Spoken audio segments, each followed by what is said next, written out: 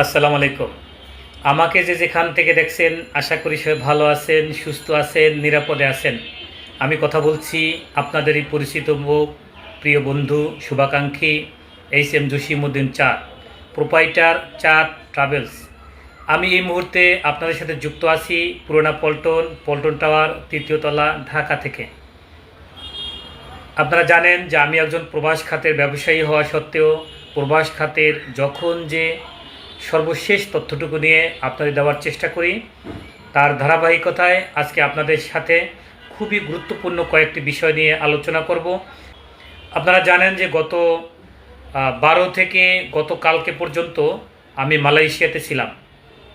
তো এই 12-14 দিনের অভিজ্ঞতা বলি আর খুব ভালো খবর বলি, সেটা আমি যেমন জানি, সে তথ্যগুলো, সে ভালো খবরগুলো আপনারা ইতিমধ্যে জানেন।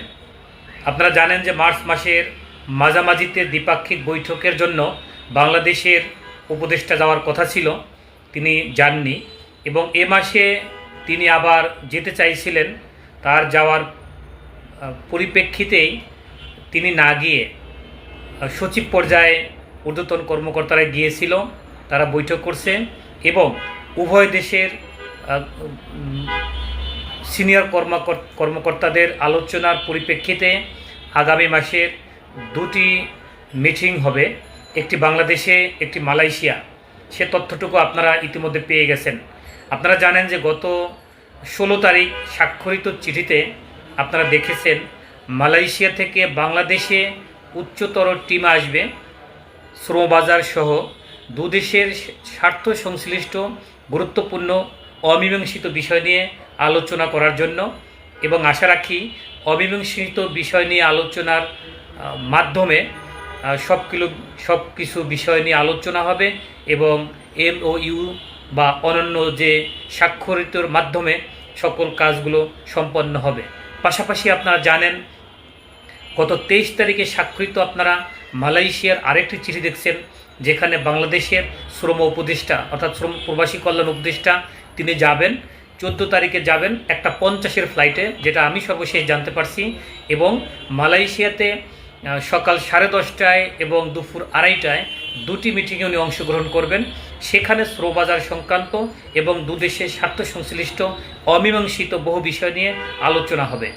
এই দুটি খবর ছিল আজকের জন্য খুবই গুরুত্বপূর্ণ বিষয়। এখন এই দুটি খবরের কিছুটা বিশ্লেষণে আমরা যাই।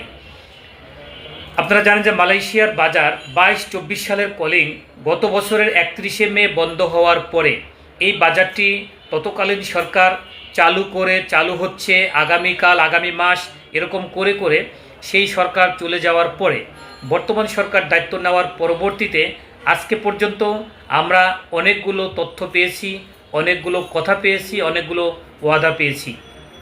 তার মাঝে মালয়েশিয়া যেতে না পারা 18,000 যে সংখ্যাটা ম্যান পাওয়ার হওয়া, এই যাত্রীগুলো যেতে পারেনি এখন পর্যন্ত ই ভিসা অ্যাপ্রুভাল এবং আপনার অব্যবহৃত সকল কোটা নিয়ে যে সর্বশেষ আমাদের গুঞ্জন ছিল, এই সব বিষয় নিয়ে আলোচনা হওয়ার জন্য এটা বড় একটি অংশ হিসেবে কাজ করবে। আপনারা জানেন যে দুদেশের সরকারের খুবই আন্তরিকতা আছে এই লোকগুলো পাঠানো এবং নেওয়ার জন্য, কিন্তু সেই সময়টা কিন্তু 1 বছর পার হয়ে গেছে। 1 বছর পরে 1 বছর পার হওয়ার কাছাকাছি সময় এসেও এই লোকগুলো এখন পর্যন্ত যেতে পারেনি এবং অধিকাংশ যাত্রী আজকে পর্যন্ত তাদের দেওয়া টাকা পর্যন্ত ফেরত পায়নি। সে যাত্রীগুলো এজেন্সি, সহযোগী এজেন্সি, প্রতিবেশী, আত্মীয় স্বজন, এই লোকগুলোর পিছে পিছে ঘুরতে ঘুরতে তারা দিশেহারা হয়ে যাচ্ছে। তারা তাদের ঋণগ্রস্ত, তাদের অভাব, তাদের বেকারত্ব, তাদের পরিবার নিয়ে মানবতার জীবন যাপন করতেছে গত 1 বছর যাবৎ। এটা শুধু ম্যান পাওয়ার হওয়া যাত্রীর কথা বলতেছি, কিন্তু ই ভিসা অ্যাপ্রুভাল হওয়া যাত্রীরাও কিন্তু এজেন্সিকে 2 লাখ 5 লাখ টাকা দিয়ে আজকে 1 বছর ঘুরতেছে শুধু কলিং বন্ধ হওয়ার পরে। তার পূর্বেও কিন্তু 2 বছর 5 বছরও অনেকের অভিজ্ঞতা থেকে তারা ঘুরতেছে শুধু মালয়েশিয়া যাওয়ার জন্য, কারণ মালয়েশিয়ার জন্য তাদের মন পড়ে গেছে।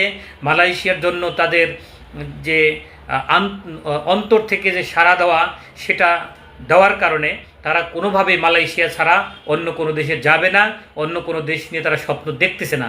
এই স্বপ্ন দেখার জন্য আর স্বপ্ন বাস্তবায়ন করার জন্য তারা অধীর আগ্রহে দীর্ঘ 1 বছর পর্যন্ত অপেক্ষা করছে যে সরকার এবং দুদেশের স্বার্থ সংশ্লিষ্ট আলোচনার মাধ্যমে আমাদের আটকে পড়া যাত্রী ম্যান পাওয়ার হওয়া, ই ভিসা হওয়া, অ্যাপ্রুভাল হওয়া কিংবা অব্যবহৃত সকল কোটা ব্যবহার করে যাতে এই যাত্রীগুলো যেতে পারে এবং এই খাতে আমরা যারা ব্যবসা করতেছি আমরাও যাতে আমাদের ব্যবসার জায়গা থেকে ক্ষতিটা পোষায় নিতে পারি, সেজন্য আমরাও দোয়া করতেছি, আমরাও লবিং করতেছি, চেষ্টা করতেছি এবং প্রত্যাশা ভরসা রেখে আমরা বসে আছি।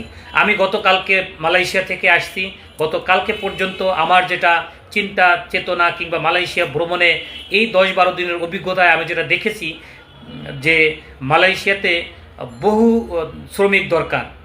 এই শ্রমিক দরকার, এমনভাবে শ্রমিক দরকার যে দীর্ঘ 1 বছর কলিং বন্ধ হওয়ায় কিংবা করোনার পরবর্তীতে মালয়েশিয়াতে হাজার হাজার প্রকল্প হাতে নেওয়ায় construction, factory, plantation, service sector সহ সকল ক্যাটাগরিতেই প্রচুর লোক দরকার।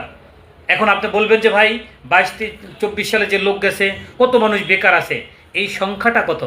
আপনি যদি কাগজে কলমে নাম, পাসপোর্ট নাম্বার লিখে দেন, টোটাল বেকার সংখ্যা নতুন পুরান মিলিয়া 5,000 সংখ্যায় হবে না। তো ভাই কেউ গুজব ছড়াবেন না, কেউ উল্টাপাল্টা মন্তব্য করবেন না, উল্টাপাল্টা চিন্তাভাবনা মাথা থেকে ফেলাই দেন। তো মাথা থেকে এজন্য ফেলাবেন যে মালয়েশিয়া বলেন, সৌদি বলেন, এই দুইটা দেশ বাংলাদেশের জন্য বড় শ্রমবাজার। তো এই বড় শ্রমবাজারে 2,000-5,000 লোক বেকার থাকবে, অসুবিধা থাকবে, ক্ষতিগ্রস্ত হবে, এটা হয় স্বাভাবিক। এত বড় একটা খাতে ভালো মানুষ খারাপ মানুষ থাকতে পারে, অন্য সবাই ভালো, আমি খারাপ মানুষ হয়ে বাজারটাকে নষ্ট করতে পারি, বিভিন্ন কৌশল খাটাতে পারি, বিভিন্নভাবে বাজারটাকে সমস্যা করতে পারি, এটা ভাই আমার ব্যর্থতা। কিন্তু আমার জন্য পুরো শ্রম খাতকে আপনি ব্যর্থতা বলতে পারবেন না। পাশাপাশি 500 লোক খারাপ অবস্থায় আছে, 5,000 লোক খারাপ অবস্থা আছে। এজন্য এই 5,000 লোকের খারাপ অবস্থা থেকে, 10,000 লোকের খারাপ অবস্থা থেকে আপনি টোটাল প্রবাসে থাকা 1.5 কোটি মানুষকে আপনি বিপদে আছে বলতে পারবেন না। তো আমরা চাই না কেউ বিপদগ্রস্ত ক্ষতিগ্রস্ত থাকুক, সবাইকে আল্লাহ হেফাজত করুক, সবাই তার ক্ষতি পোষাইয়া জীবন যুদ্ধে জয়লাভ করুক, পরিবার নিয়ে ভালো থাকুক, সামাজিকভাবে সে তার সম্মান বজায় থাকুক।